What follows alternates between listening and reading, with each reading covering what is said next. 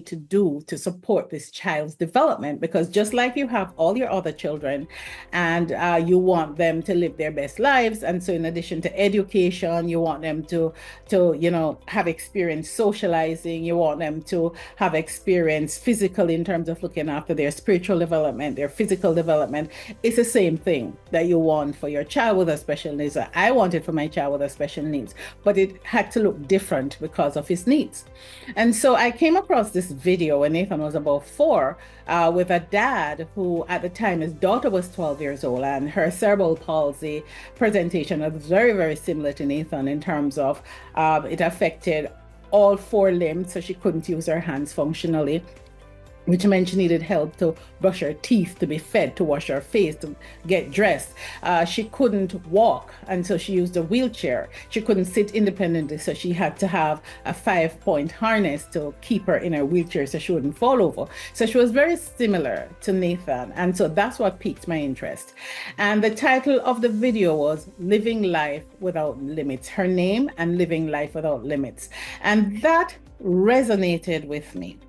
That little girl was swimming, she was horseback riding, she was going on camping trips, she was going on hiking trail, she was in school participating in activities. And that was what I wanted for Nathan. And that resonated deeply with me and my approach to raising Nathan. So from a young age, we gave Nathan opportunities to spend time on the ground. You'll see him in that clip just rolling around on the ground. He developed his own way of moving about, even coming down the stairs, because we lived in Jamaica at the time where we were in a multi-story house, and it was really, really difficult to do any kind of modification to the home. And so I wanted to make sure if anything happened, Nathan could find himself down the stairs. And as you will see in that clip, that Nathan found his way down the stairs. Of course, we're always there close by to make sure that he never hurt himself. He also learned how to sit upright independently for up to 30 minutes at one point, as you will see in that video. And he loved doing that, especially when we're all sitting down watching TV together. He loved coming and sitting with us. However, over the years, he had several setbacks, including a major operation in 2023 to repair an abdominal obstruction, which set him back in that area. But recently, we were at an appointment for his wheelchair, and I was delighted to see him sitting upright beside me for a good 10 minutes. I had to call my husband, quick, take pictures of this, because I thought he was going to collapse. And I barely had my hand resting on his shoulder. He was carrying all of that weight, and he was so erect, proof that he's regaining his skills. When he was younger, he used his feet like hands, and at times we were told that this was wrong by the 1 or 2 therapists that he saw in Jamaica for short periods of time. And so they trained him out of using his feet. And it is much later when I came across other people with limitations in their upper extreme who did phenomenal things. There was one hairdresser that was actually doing somebody's hair with her feet. There is an artist who actually paints with her feet. And that's when I realized that we were wrong in taking away that ability that he might have been able to write if the continued use of his feet was encouraged. And so over the years, we introduced him to a variety of activities. When he was 2, a swimming instructor told us to throw everything at him. She said, don't keep him back from anything. And so Nathan swam for several years. He developed his own way of moving through the water, one leg at a time, horizontally across the pool. He absolutely loves the water. He also did things like the hyperbaric oxygen therapy, which we showed last week, which helped regulate some of his body functions, such as his muscle tone and his eye gaze. Before the therapy, Nathan couldn't look at you directly. He would look at you through the side of his eyes.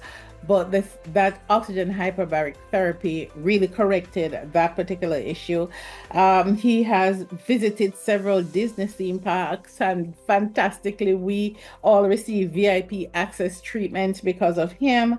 When we travel, his needs give us priority boarding, making trips easier and smoother. And so for people like Nathan living with cerebral palsy, living life without limits means ensuring opportunities for engagement, inclusion, and joy.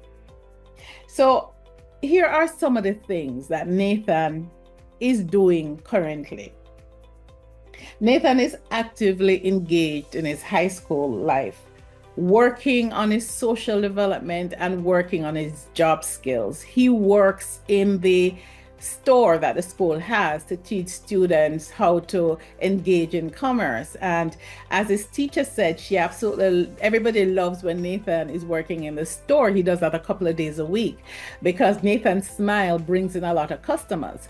Nathan also takes inventory as part of his job skill training. And so that's a picture of Nathan going to the supermarket to replace stock. And he uses communication device, which is an iPad, which will feature at some other time, and he uses it to identify the items that are needed to be replaced. Of course, the speech therapists work with him to get it on there, and then he indicates on his iPad and he can take it off the shelf. Nathan also is working to stock the shelf, and so you will see him in one of those clips doing a little dusting before he puts the stuff on the shelf. Of course, when Nathan comes home, he doesn't let on that he has these skills, because then he probably is afraid that we might put him to work. But he is preparing for life beyond school, and that is something that we are quite excited about. He also is involved in his social activities, because I talked earlier about how difficult it is for young individuals with disabilities to live a social life without some kind of support. So we're so grateful for our local community center, and just the program is run by a wonderful team of people, just loving and empathetic and compassionate and creative, and they're just as excited about Nathan as I am about him. And through that program, he gets to engage in social activities with young people with developmental disabilities from 13 to 40. So he's getting that range where he is not the oldest, and there are people that are older than him, but also he's a role model for the younger people. And so Nathan is involved in that. And so 3 Friday evenings a week, he goes to drop in. It's a 90-minute program. He gets to do different activities. Some week is karaoke, some week is dance party, some week is craft, some week is art. Sometimes they go on trips, like they go on hiking trails. And so he gets to have this kind of engagement where mom and dad or family is not with him. I mean, we're there, but somewhere else. But he gets to be by himself. And so he does his social activities through school. He does unified bowling, as well as he does it through his Friday evening drop-in program, where you'll see there unified bowling is a way to have people with mobility issues like Nathan participate in bowling. And so there is a ramp that is there, and you position the ramp and put the ball on, and he gets to shove the ball off, and the ball rolls down the alley, and he has quite a number of strikes. He's actually quite good at bowling. He bowls better than me. And so it's an inclusive sports where athletes with and without disabilities compete together. It fosters teamwork and camaraderie, and Nathan absolutely loves it, and he is quite good at it. Nathan goes on shopping excursions. I mean, once a year, his school takes him for Christmas shopping. So you send the list, you send the money, and he buys his own gifts for everybody. Of course, he buys gifts for himself too. And several times as well throughout the year, he goes into the community as part of his training for career vocation training. He goes into the community, he goes to supermarkets, he goes to the mall, and he just absolutely loves being out there. He loves people watching. He loves having all of these food choices available, and he absolutely loves it. He loves going to the movie theaters and engaging in recreational activities. He loves plays and going to plays and participating. At his former high school, he was part of the dance troupe, and so that video that you see there with him in the red shirt, it was actually a dance meet. He was preparing for a big show that the the department puts on once a year. And so Instagram. And of course, we look forward to seeing you again next week when we share another update in Nathan's next chapter. So until then, this is me, Christine Elizabeth Stapley Banks, signing off, and I will see you next week. Take care.